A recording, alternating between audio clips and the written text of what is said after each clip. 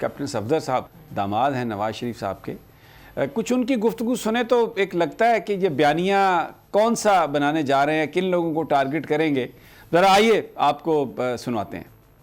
General Bajwa जो साबका chief of army staff, आइन ने उनको 3 साल के लिए बनाया था, फिर उन्होंने बाजू मरोड़ कर 6 साल कर लिए, आजकल दुबई में एंजॉय कर रहे हैं और मैं अदालतों में खड़ा हूं। बाजवा साहब आप भी आपको आना पड़ेगा, आप रिटायर्ड जनरल है और मैं रिटायर्ड कैप्टन हूं, फर्क कोई भी नहीं है।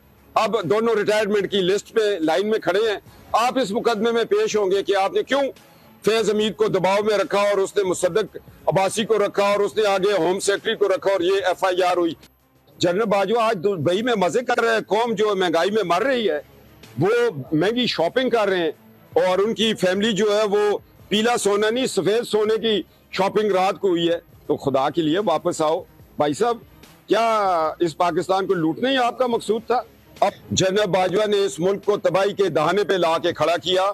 साकिब निसार और जनरल बाजवा असल हमारी कौम और रियासत पाकिस्तान के मुजरिम हैं। पानामा कैसे हुआ, साकिब निसार एंड कंपनी कहाँ से आई थी, JIT कैसे बनी, व्हाट्सएप पे जजों को कैसे किया गया, मानसरा का मशहूर मुकदमा जो एक कत्ल का मुकदमा था उसकी FIR जनरल फैज़ हमीद ने एजाज अफजल को दिखाई। एजाज अफजल का भाई उसमें मक्खन शाह को 10 लाख रुपया दे के मर्डर करवा रहा है और अपने सैनमे का कब्जा छुड़वा रहा है।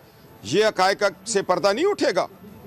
ये उठना चाहिए कि वो शख्स कैसे सुप्रीम कोर्ट में पहुंचा था एजाज अफजल, क्यों उसने रात को फैसले पे सिर्फ साइन किया, फैसला कहीं और लिखा गया था, इसलिए कि वो फंसा हुआ था एक FIR में। फैज़ हमीद का नाम ECL पे डाला जाए।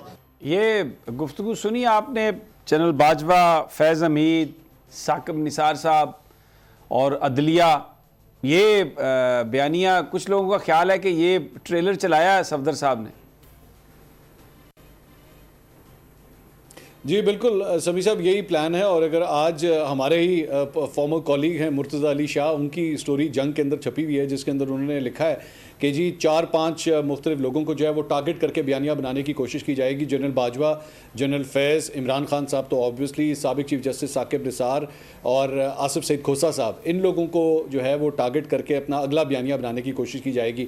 बाजवा साहब के बारे में वैसे कैप्टन साहब बात कर रहे थे, बाजवा साहब के बड़े साहबजादे की एक्चुअली दुबई के अंदर जो है वो सर्जरी हो रही है, जिसकी वजह से वो अभी तक वापस नहीं आ सके और ये कल ये सर्जरी हुई है और अभी तक जनरल बाजवा का वापस आने का प्लान वैसे 21 का है। तो अब पता नहीं इस सारी सूरत हाल के बाद जब उनको पता लगता है कि मुस्लिम लीग नून भी अब उनको टारगेट करने का इरादा रखती है तो उसके बाद वो वापस आते हैं या नहीं आते, लेकिन फिलहाल प्लान उनका यही है। दूसरी बात ये भी मैं आपको खबर एक शेयर कर दूं, ये शायद आज तक पहले मैंने मीडिया के ऊपर देखी तो नहीं है, लेकिन मैं आपको ये खबर बता सकता हूँ कि शहबाज शरीफ साहब वज़ीर-ए-आज़म जब थे, बल्कि हैं, जनरल बाजवा जब 29 तारीख को रिटायर हुए थे ना, तो उसके बाद भी जनरल बाजवा की शहबाज शरीफ साहब से मुलाकात हो चुकी है और उनकी शहबाज शरीफ साहब से मुलाकात हो चुकी है। तो ये जो नया बयानिया बनाने की कोशिश कर रहे हैं उसमें शहबाज शरीफ साहब जो हैं वो ऑन बोर्ड होते हैं या नहीं होते, ये भी अभी हमें देखना होगा कि आने वाले हफ्तों के अंदर क्या होता है। 2022 बहुत सारे तोहफे भी देके गया पाकिस्तान की आवाम को। पाकिस्तान की आवाम को एक तोहफा ये दिया कि आवाम को पता चल गया कि पाकिस्तान का मीडिया क्या है। साल 2022 में सबसे ज्यादा देखे जाने वाला चैनल बोल न्यूज रहा नंबर 1। हमने बहुत सारे शोज और ट्रांसमिशंस की, पूरा साल मुसलसल जदोजहद में निकल गया कि ये वोट ऑफ कॉन्फिडेंस के पीछे कौन लोग थे। तोड़े रेटिंग के सभी रिकॉर्ड। सोशल मीडिया पर भी सबसे ज्यादा तेजी से 2.4 बिलियन व्यूज का संगे मील अबूर किया। एंकर्स को भी आवाम में सबसे ज्यादा मकबूलियत मिली और सोशल मीडिया पर भी बोल रहा सब पर सब्सक्राइब करें और बेल दबाएं ताकि कोई खबर रह न जाए।